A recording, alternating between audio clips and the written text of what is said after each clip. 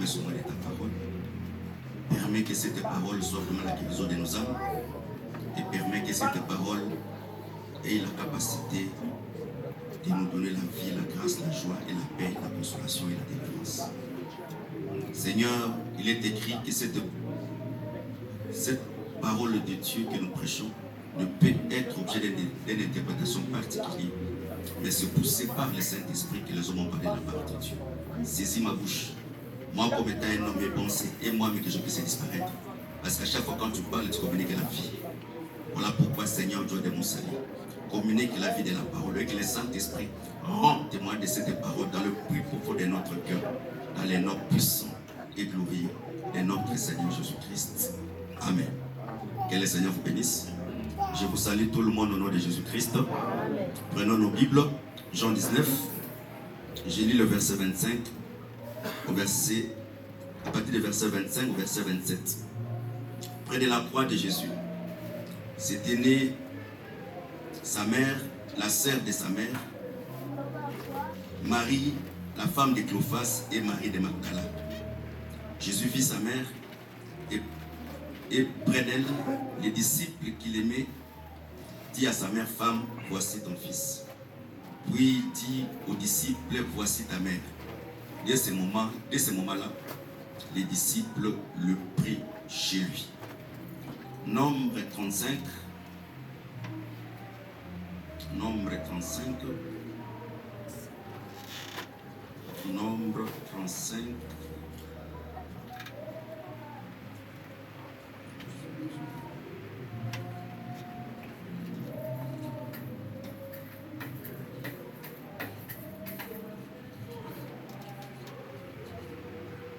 Nombre 35, je commence par le verset. Je commence par le verset 9. L'Éternel dit à Moïse, j'ai une autre version de la Bible, ainsi c'est le mot compliqué. L'Éternel dit à Moïse, transmet ses instructions aux Israélites.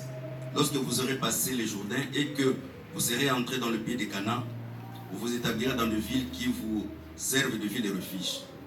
L'auteur d'un homicide, de celui qui aura tué quelqu'un involontairement, pourra s'enfuir. Pourrez s'enfuir, ces villes vous serviront de villes contre le vengeur des sangs, afin que l'auteur de l'homicide ne soit pas mis à mort avant d'avoir comparé devant l'assemblée pour être jugé. Pour ne pas prendre beaucoup de temps, Exode 21. Donc le reste, tu peux lire à la maison. Exode 21. Exode 21. Verset 12 à verset 13. Celui qui frappe un homme mortel sera puni de mort. S'il ne lui est pas rendu des pièges et que Dieu l'a fait tomber entre ses mains, je désignerai un endroit où il pourra se réfugier. Mais si quelqu'un agit méchamment contre son prochain, en employant la ruse pour le tuer, tu iras jusqu'à l'arracher de mon hôtel pour le faire mourir. Néhémie.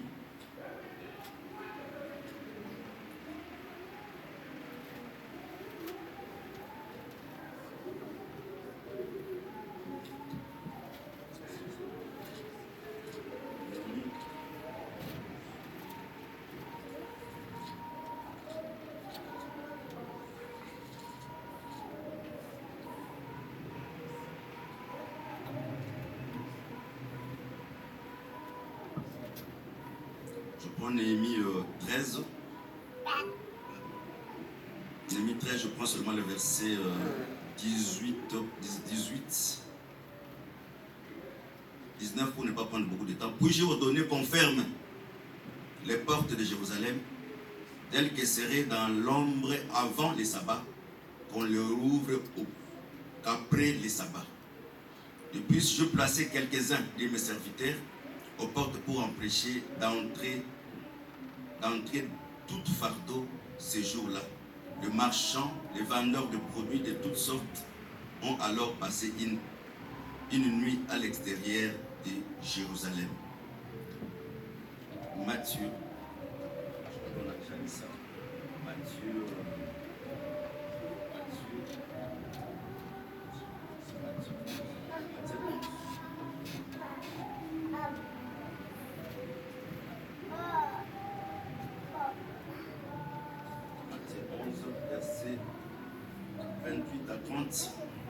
venez à moi, vous tous qui êtes fatigués.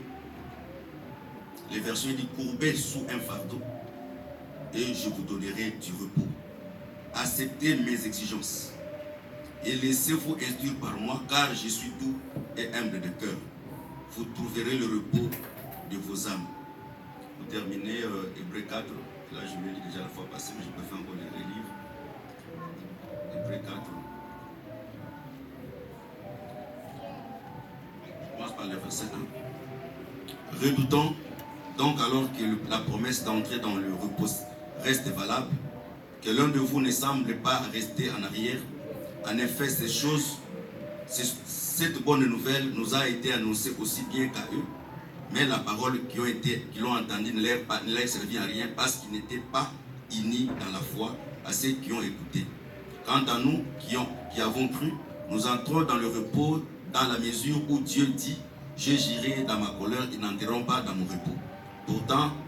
Pourtant, son travail était terminé depuis la création du monde. En effet, il a parlé quelque part ainsi au sujet du 7e jour.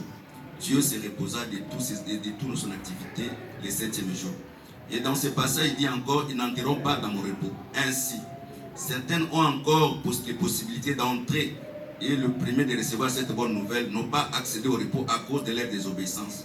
C'est pourquoi Dieu a fixé de nouveau un jour aujourd'hui en disant bien longtemps, après par David, cette parole déjà citée aujourd'hui, si vous entendez ma voix, n'enlacez pas vos cœurs. Si Josué leur avait effectivement donné du repos, Dieu ne parlera pas après cela d'un autre jour de repos. Reste donc à un homme de sabbat pour le peuple de Dieu. En effet, celui qui entre dans le repos de Dieu, il se repose aussi de son activité, tout comme Dieu s'est reposé de la sienne. Empressons-nous donc d'entrer dans ce repos afin que personne ne tombe en donnant le même exemple de la désobéissance. En effet, la parole de Dieu est vivante, elle est efficace comme une épée à double tranchant. Que le Seigneur bénisse la lecture de sa parole. Soyez quand même, j'ai dit que le Seigneur bénisse la lecture de sa parole. Je crois que nous parlons sur les 7 paroles de Jésus-Christ. Nous avons dit ceci. Les 7 paroles de Jésus-Christ représentaient premièrement les 7 paroles que Dieu a parlé pour créer les cieux et la terre. Nous avons dit que Dieu ne fait pas des choses nouvelles. Quand on te dit dans la Bible, ce que je vois aujourd'hui, c'est le présent. Dis-toi dans ta conscience, avant que cela arrive, dans les siècles déjà passés, ces choses avaient déjà arrivé. Car Dieu, dans sa manière de faire, Dieu ramène seulement ce qui était dans le passé, dans le présent. Voilà pourquoi sur la terre, il n'y a rien de nouveau. Que le Seigneur vous dise. Le Seigneur se répétait encore à la croix. C'est là où nous avons dit ceci. La sagesse a battu la maison et il a taillé les 7 colonnes. C'est-à-dire, pour que la maison soit stable, il faut que la sagesse, quand il bâtit la maison, que la sagesse puisse tailler les 7 colonnes. Et les 7 colonnes de la sagesse, ce sont les 7 paroles que Jésus a parlé à la croix. C'est-à-dire la croix comme étant une maison. Parce que la croix, c'est une maison comme tout un architecte qui est en train de construire. Et le 7e jour, Dieu a fini la maison qu'il faisait. Mais il y a une réflexion qui me fait un peu sur la sagesse et sur les 7 paroles. Bibliquement, quand on parle d'une maison, la maison, pour qu'il ait la hauteur, le fondement permet à la maison de supporter la hauteur de mur qui sera élevée. Si le fondement n'est pas bien placé et qu'on élève le mur ou bien les étages en haut, donc le premier, deuxième, troisième, mais si le fondement ne correspond pas à la hauteur de la maison qu'on a édifiée, c'est à ce moment la maison ne résiste pas. C'est-à-dire, dans d'autres termes, quand on creuse beaucoup pour mettre le fondement, c'est à ce moment on doit aussi élever le mur encore plus long. Mais quand je regarde la pensée de la maison, je trouve que la maison, pour sa résistance, la maison n'avait pas seulement besoin du fondement, mais la maison aussi a besoin des colonnes. Parce que les colonnes permettent aussi que le mur qui a été édifié soit solide. Et quand maintenant je rentre dans la pensée des Écritures, Quand nous parlons sur les éléments fondamentaux de la doctrine, qui est le renoncement des œuvres mortes, la foi en Dieu, la doctrine des baptêmes, la résurrection des morts et le jugement dernier, je comprends avec facilité que les éléments fondamentaux de la doctrine, c'est le fondement qui doit supporter la charge de la maison. Mais les colonnes, c'est les Écritures qui permettent que le mur qui a été édifié ne puisse pas s'écrouler par le vent. Parce que la maison peut s'écrouler par le vent. Le vent peut balloter une maison et la maison tombe. Mais le fondement permet de supporter la charge de la maison. C'est par là que je comprends. Nous avons les éléments fondamentaux de la doctrine et nous avons toute la Bible comme étant la doctrine de Christ. C'est-à-dire, dans d'autres termes, les Écritures, ce sont des colonnes. Parce que quand on parle des colonnes, premièrement, les colonnes n'est pas un homme. Les colonnes, premièrement, les colonnes, c'est Dieu qui se révèle au travers des Écritures. Voilà pourquoi tu verras dans les tabernacles, quand on posait une colonne, on laissait une tringle tout autour du colonne pour que le fil puisse passer, pour rejoindre que le tour du tabernacle puisse faire un seul tour. Et toute écriture a laissé un crochet à une autre écriture. Voilà pourquoi quand on prêche, on rassemble les écritures par les crochets. Je vais donner un petit exemple. Dans le lieu saint ou dans les lieux très saints, il y avait des colonnes. Mais les colonnes du lieu très saint n'avaient pas la même hauteur que les colonnes du parvis. Bien que les colonnes du lieu très saint avaient aussi des tringles, mais ils n'avaient pas les mêmes hauteurs. Tu ne peux pas prendre une écriture, une colonne du parvis pour les faire passer le fil avec les colonnes du lieu très saint. Il y aura un déséquilibre. C'est-à-dire, ou bien la voile qu'on va mettre, la voile va s'incliner.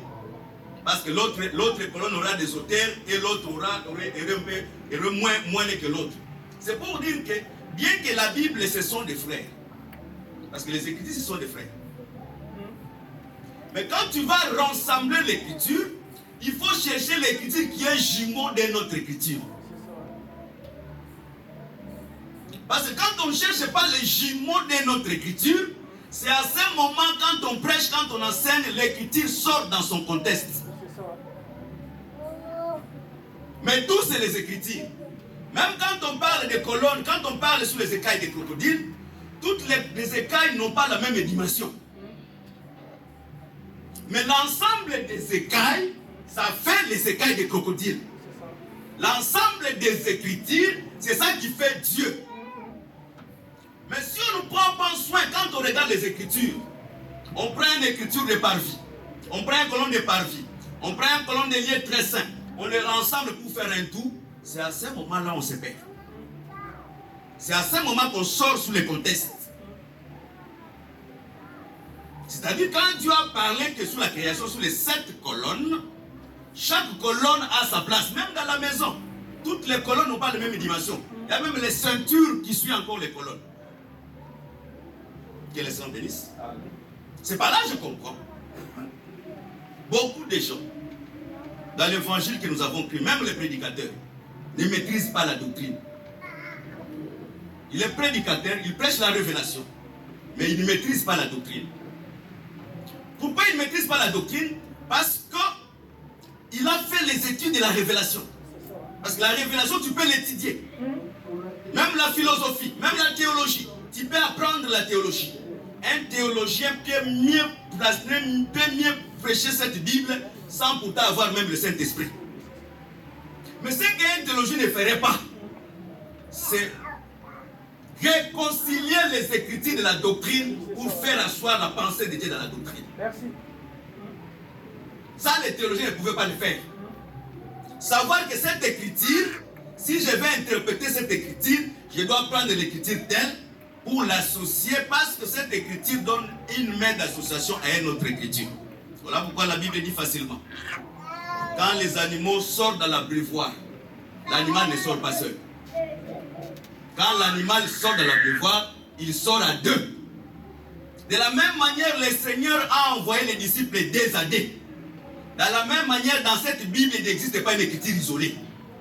Toute écriture a son frère. Toute écriture, de la même manière, le Seigneur a envoyé deux disciples. Vas-y, va prêcher. De la même aussi manière, toute écriture a son cousin. Il a son jumeau. Voilà pourquoi, pour que nous puissions accepter quelque chose, il faut qu'il y ait le témoignage des deux. Amen. Amen. Amen. Amen. Amen. Que les Seigneur bénisse. Quand nous parlons sur le témoignage de deux, tu peux commencer à lire Moïse, tu lis Esaïe, tu lis encore Néhémie, tu lis encore Esdras. Tout ça, c'est un seul témoin. Amen. Parce que tous les prophètes ont parlé que dans un seul bouche. Pour que la chose devienne vraie, il faut écouter maintenant la seconde partie. Or, la seconde partie, c'est le Seigneur. C'est-à-dire, le Seigneur, nous le voyons au travers les apôtres. Amen. Amen.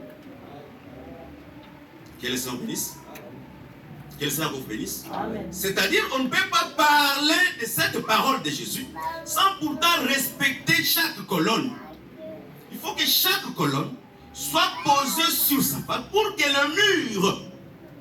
Voilà pourquoi les gens sont secoués. Vous savez, quand la maison est battue, il n'y a pas de colonnes, il y a des fissures qui se font à tout moment. Quand tu vois les maisons, il y a trop de fissures. Bien qu'elle est belle. Parce qu'une belle maison, si seulement les fissures commencent à se manifester, sache-le. Il faut chercher à demander l'architecte qui a fait le plan de cette maison.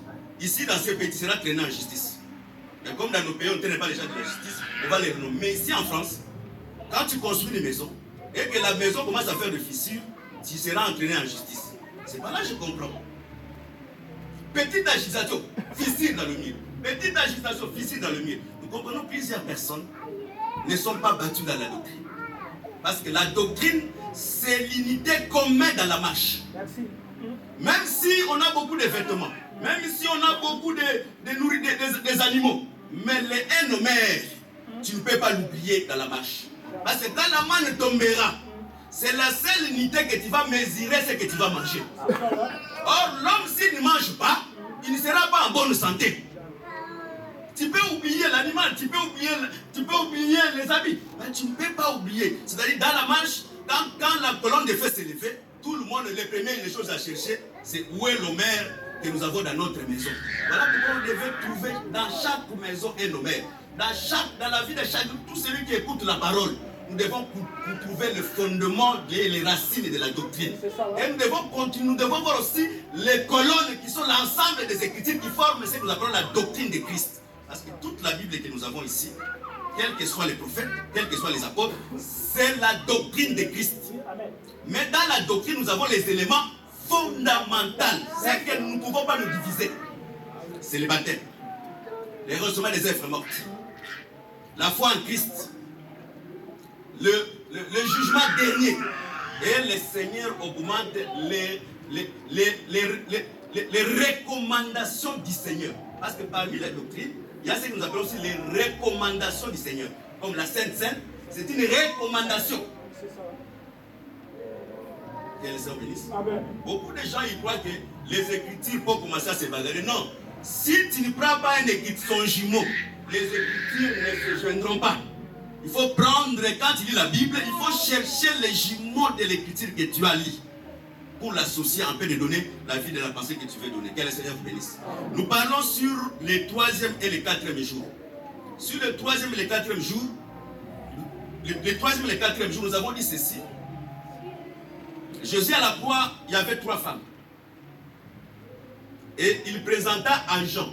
Parce que nous savons, le Seigneur n'a jamais appelé Marie sur la terre maman. Il n'a jamais appelé Marie mère.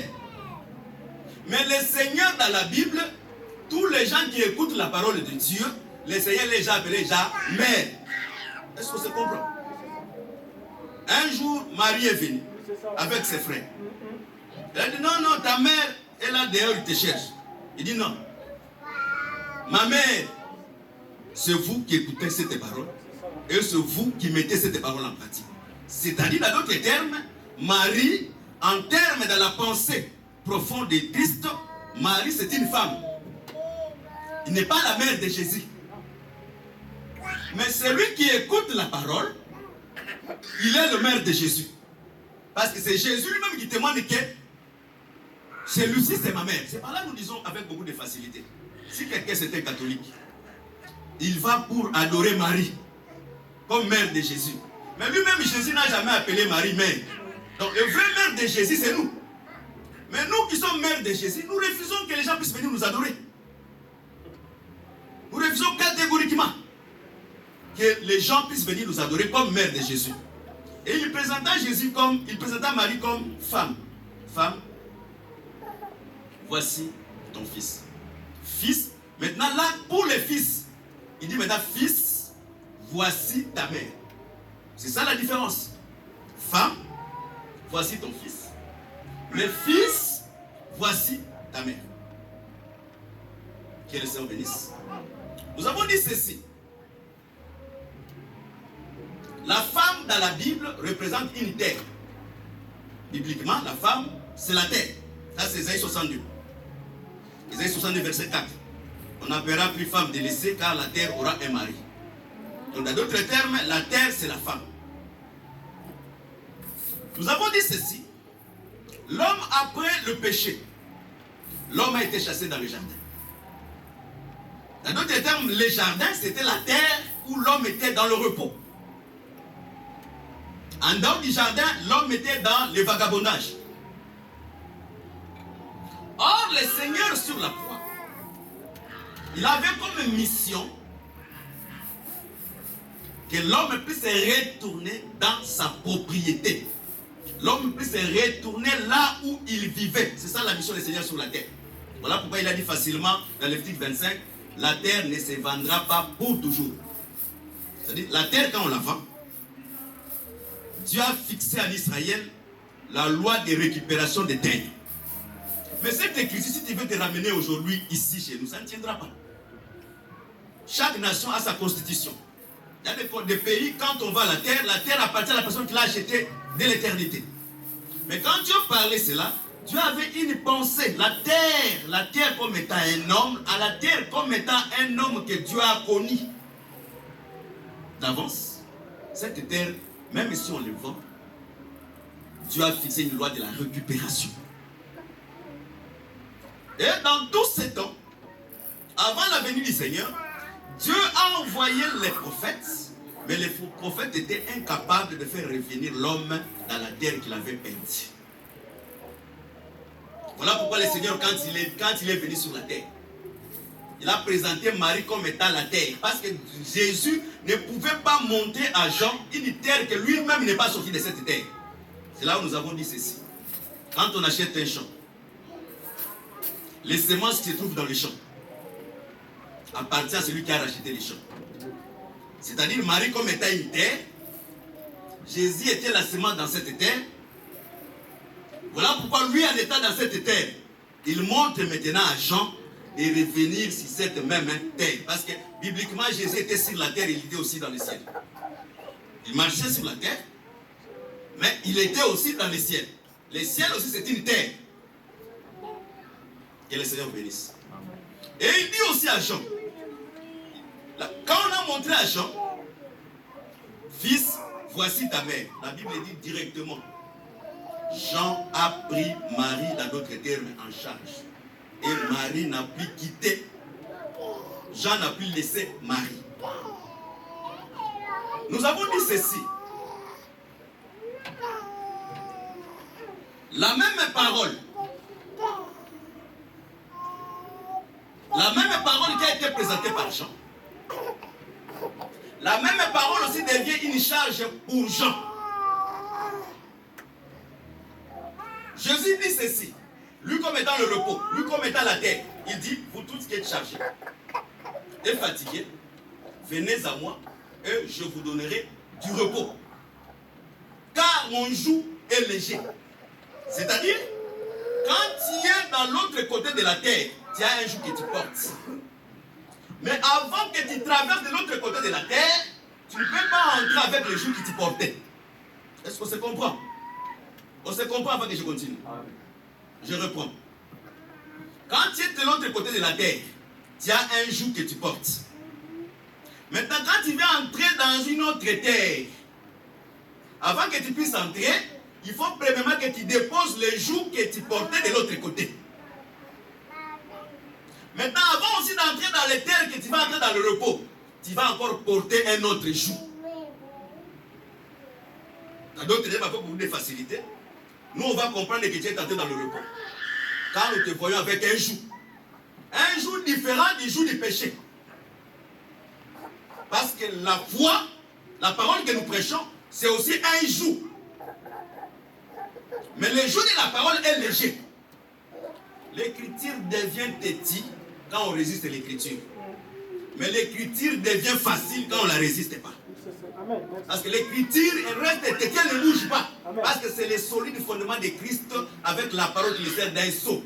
L'écriture ne bouge pas. Mais quand tu te prosternes devant l'écriture, l'écriture aussi devient facile à comprendre et facile à pratiquer. Que le Seigneur vous bénisse. Que le Seigneur vous bénisse. Et quand tu es de l'autre côté, facilement tu as le joug. C'est pour ça. Dieu a établi la loi de ville de refuge.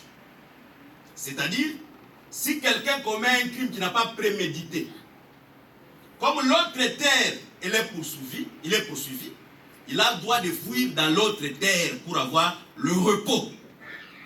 Mais la terre qu'il va fuir là, cette terre, ce n'est qu'une terre de transition. Parce que, je m'explique un peu facilement, la personne avait sa maison, il avait sa famille. Mais par un accident, il n'a plus le droit de rentrer dans sa maison et dans sa famille. Il a le droit maintenant de fuir pour aller vivre dans la ville de refuge. Et la vie de la personne qui a fui dans la ville de refuge dépend de la mort du souverain sacrificateur. Donc, si le souverain sacrificateur meurt, cette personne retourne chez lui. Mais aussi longtemps que le souverain sacrificateur ne meurt pas, celui-ci il est dans la maison temporaire. On se comprend? Que le Seigneur bénisse. Nous avons dit ceci. Faire quelque chose sans préméditation, c'est quoi? C'est quand quelqu'un n'a pas encore reçu la connaissance de la parole. Je prends un exemple terre à terre. Exemple. Je volais, je vole. Mais je n'ai jamais été prêché. Je n'ai jamais connu le Seigneur. Mais je vole. Même naturellement, devant la loi, on ne peut pas condamner quelqu'un. Et voilà pourquoi la loi dit que tout le monde est censé connaître la loi. C'est-à-dire, devant la loi, comme la personne n'a pas la connaissance de cette loi-là, peut-être elle sera condamnée, mais sa condamnation ne sera pas proportionnelle à celui qui connaît la loi. Que le Seigneur bénisse. Dans d'autres termes, quand j'ai volé, quand j'ai avorté, quand j'ai tué, je n'avais pas la connaissance de la parole de Dieu. Et cet état-là, c'est ce que la Bible appelle l'état de l'ignorance. Parce que l'ignorance, c'est la manque de la connaissance. Amen. Voilà pourquoi nous croyons que un vrai homme possédé, c'est celui qui n'a pas la connaissance de la parole de Dieu. C'est une très grande possession. Je vais vous démontrer avec les Écritures. Les démons n'ont pas, il y a des démons qui n'ont pas l'ignorance. Je prends une écriture de la Bible. Le fou de Gadara, Jésus se rencontre avec le fou de Gadara. Les démons disent à Jésus, ne les tourmente pas. Parce que ce n'est pas notre temps. Ce n'est pas notre temps. Les démons, il n'est pas ignorant par rapport à la notion du temps. Il sait qu'il y aura un temps qu'ils seront brûlés. Voilà pourquoi facilement dans la doctrine, nous ne brûlons pas les démons. Parce que les démons, ils savent, même les dieux savent qu'il y aura un temps que le Seigneur a fixé pour prendre les démons pour les jeter dans les temps de feu. Même si tu brûles les démons, même s'il crie, il ne sera pas brûlé. Parce que si des preuves qu'il est brûlé, les démons, si, exemple, tu brûles les démons de l'impudicité, et les démons de l'impudicité, il est brûlé. Mais comment l'autre, demain, on va voir encore notre impudique? Comment après demain, tu peux encore faire naufrage à l'impudicité? Les démons n'étaient pas brûlés parce que les démons, c'est un esprit. Que le Seigneur bénisse. C'est-à-dire, même les démons, ils ont la connaissance, la notion. Mais un ignorant, c'est quelqu'un qui ne comprend rien à ce qu'on appelle les Écritures. Celui-là, tout ce qu'il avait fait avant de connaître Dieu, il a fait par ignorance. Il n'a pas fait exprès. Même par les yeux. Mais avec le fil, nous voyons que le frère a volé. Par le fil, le frère a tué. Mais en dehors de vie, il y a encore un autre œil qui n'est pas un œil humain, mais qui est un œil de Dieu. L'œil de Dieu, c'est quoi? La pensée de Dieu derrière l'acte que la personne a commis. Que le Seigneur bénisse. Voilà pourquoi nous avons pris l'écriture de Exode 21. Qu'est-ce dit Exode 21? Il dit, si quelqu'un n'a pas fait l'embûche à son prochain, et qu'il arrive que Dieu l'a fait tomber sous les mains de la personne. Dieu l'a fait tomber sous la main de la personne. Cette personne-là, Dieu fixera un ville de refuge afin qu'il puisse s'enfuir.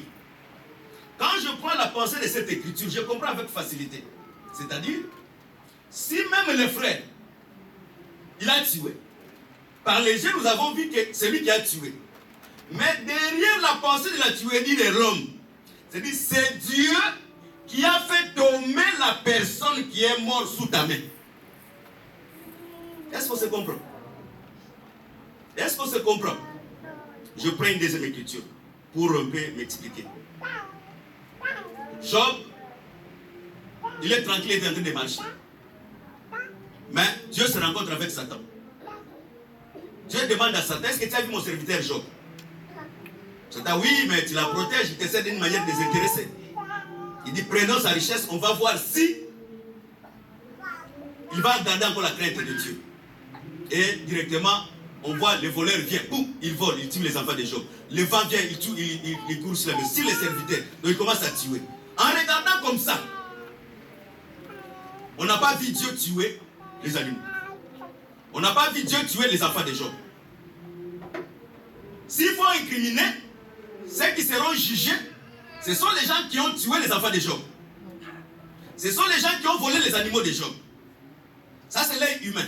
Mais dans un autre œil, Exode 21 va s'accomplir. C'est-à-dire, Dieu l'a fait tomber sur la main de cette pouvoir. C'est-à-dire, l'homme qui a fait le crime, derrière cet crime, ce n'est pas seulement lui qui a tué, mais il y a la pensée de Dieu. C'est ce que là où l'Écriture dit, qui te dira une chose arrive, ça que l'Éternel l'ait permis. C'est-à-dire, tout ce qui nous arrive, celui qui le permet, c'est Dieu. Quel que soit le bien, quel que soit le mal. Mais le problème, nous voyons l'œil de Dieu seulement dans les biens. Mais nous ne voyons pas l'œil de Dieu dans le mal. Que le Seigneur bénisse. Amen. Que le Seigneur bénisse. C'est dans le mal aussi, il y a l'œil de Dieu. Voilà pourquoi Job, comme étant un enfant de Dieu, il n'a jamais dit que Satan m'a fait le mal. Il n'a jamais dit que Satan a tué mes enfants. Mais Job a compris.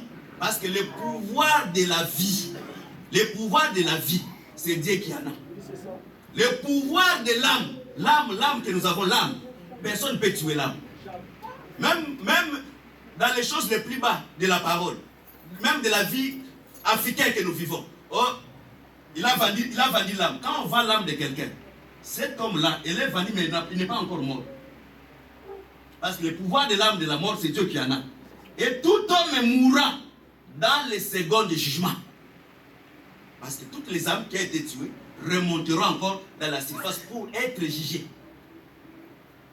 Que le Seigneur bénisse. C'est-à-dire, derrière cette personne, il y a la pensée de Dieu. Je prends encore un troisième exemple pour donner encore une bonne compréhension. Dieu crée Adam. Dieu il crée Adam. Dieu sait que Adam tombera. Qui chasse Satan au ciel? Dieu. Et Jésus dit, j'ai vu le diable descendre comme étant un éclair. Malheur à vous, habitants de la terre. C'est-à-dire, Dieu savait, comme il a chassé les Satan au ciel, si la terre là où il y était Adam, Adam sera le malheur viendra sur Adam. Mais derrière aussi, ce malheur-là, il y a encore la pensée de Dieu. Que le Seigneur bénisse. Amen. Si aujourd'hui nous savons que Dieu est le Rédempteur, si aujourd'hui nous connaissons que Dieu est le guérisseur, si aujourd'hui nous connaissons Dieu est le juge, c'est à cause de cette pensée-là. Que le Seigneur bénisse. C'est-à-dire, Dieu a fait que Adam puisse tomber. Voilà pourquoi dans un autre œil, Adam, de ce qu'il avait péché, il était innocent. Amen. Mais dans l'œil de la vie, nous voyons qu'Adam est coupable.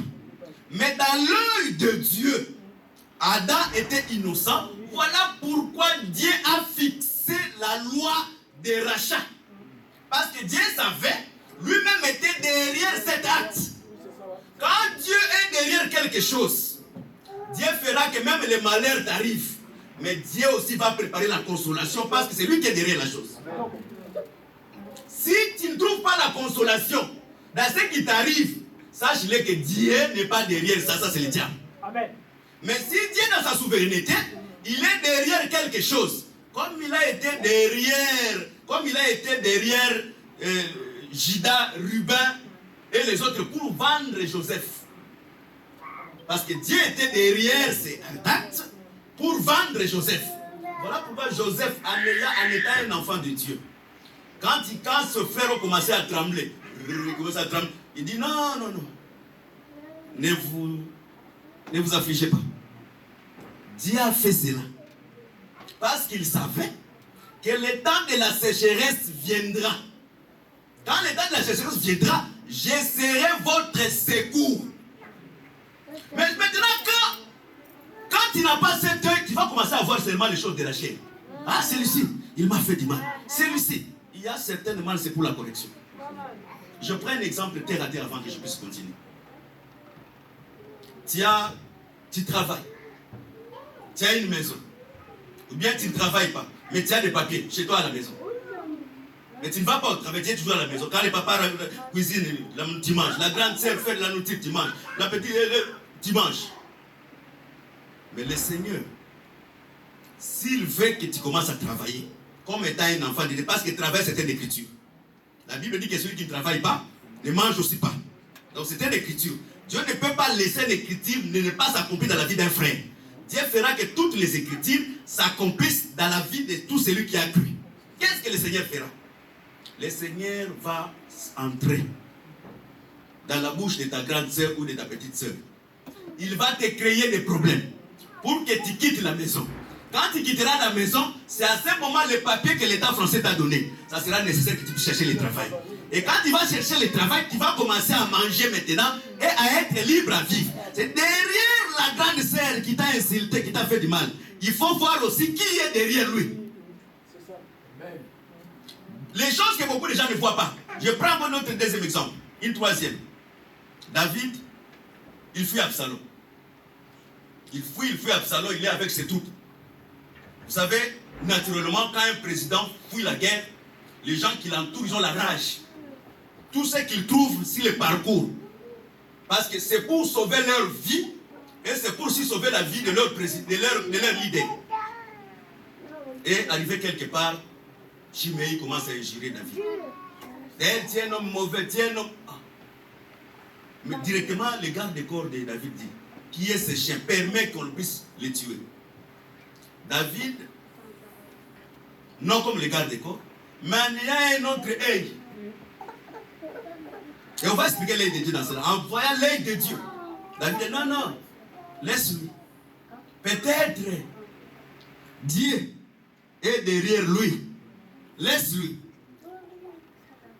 Cette écriture, quand David sortait, il sortait vers, lisez la Bible très bien, vers la montagne des Oliviers.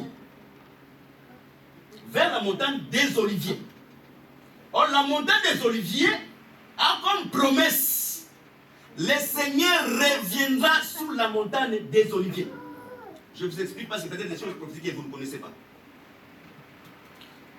La montagne des Oliviers, le mont des Oliviers, c'est là où on a construit les temples aujourd'hui, géographiquement.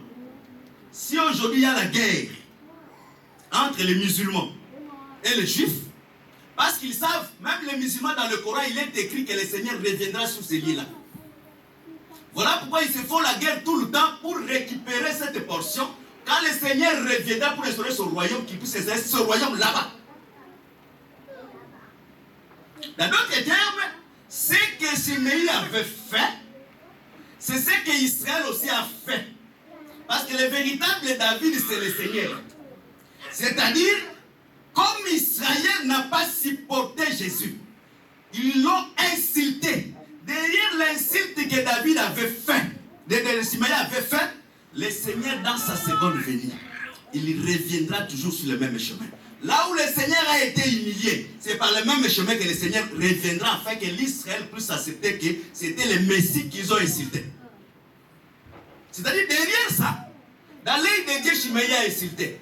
Mais dans l'œil de Dieu, dans l'œil des hommes, Shimei a insulté. Mais dans l'œil de Dieu, Dieu a gardé une pensée. Parce qu'il savait, l'être écriture servira témoin dans le futur. Que le Seigneur bénisse. Est-ce qu'on se comprend? C'est-à-dire, derrière chaque acte dans la vie d'un chrétien, il faut prendre le temps de savoir qui est derrière ça. Amen. Est-ce que c'est Dieu qui est derrière ça ou ce n'est pas Dieu? Mais un enfant de Dieu, dans tout ce qui lui arrive, il saura toujours que c'est Dieu qui est derrière ça. Et je m'explique maintenant, je continue, je reprends sur Adam. Maintenant, quand Adam a péché, qu'est-ce que Dieu a fait? La Bible dit ceci, nous avons déjà lu cette écriture. Quand tu vois avec quelqu'un avec la peau de l'animal, sache-le que c'est le sacrificateur. Parce que le sacrificateur, quand il fait le service de l'expiation ou de l'holocauste d'un animal, son droit, Dieu lui a donné le droit de la peau de l'animal. Les sacrificateurs, exemple, je prends un exemple pour m'expliquer. Parce que des fois, les autres, peut-être, ils ne comprennent pas ce que nous disons. Mais je m'explique un peu. On prend un agneau, bien une chèvre. On va mettre la chèvre sur l'autel. On va morceler les parties des animaux. Il y a des parties qui seront brûlées pour Dieu.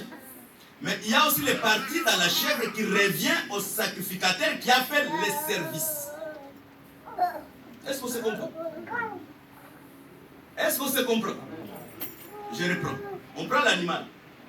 On vient l'égorger. Parce qu'on amène l'animal pour Dieu. On ne l'amène pas vraiment pour l'homme. On l'amène pour Dieu. On vient avec l'animal. On coupe les jambes, on coupe les rognons, on coupe la tête, on coupe. Maintenant, il y a les parties qu'on doit mettre sur l'autel pour brûler.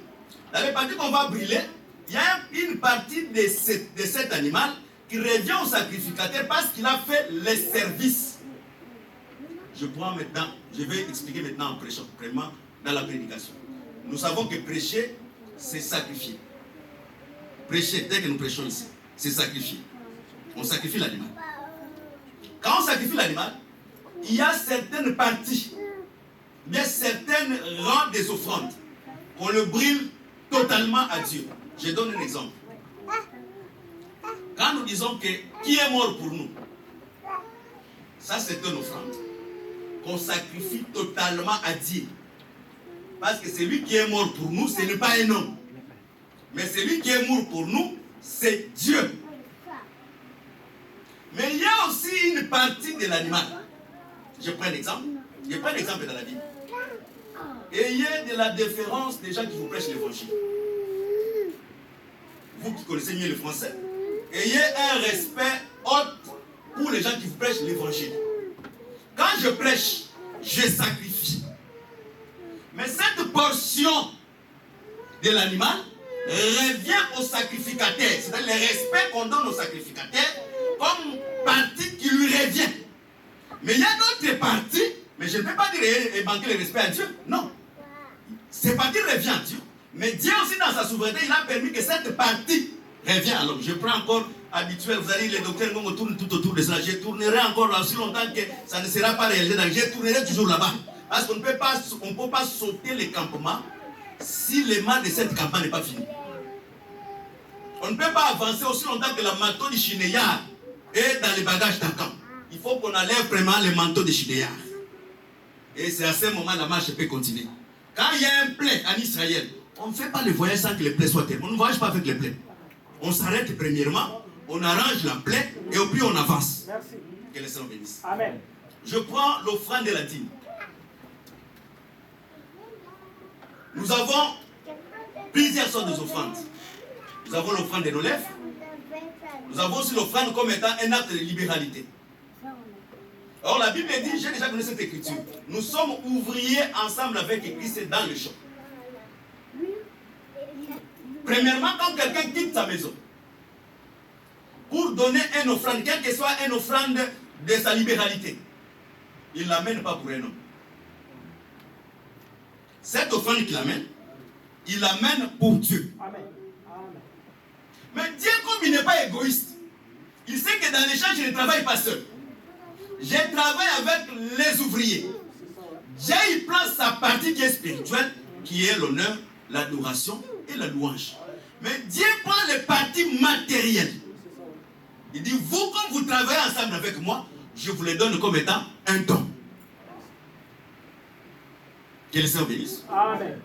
Que le Seigneur bénisse. Amen. C'est-à-dire, quand Adam tombe, on voit Dieu avec la peau, nous comprenons directement, Dieu est venu comme sacrificateur.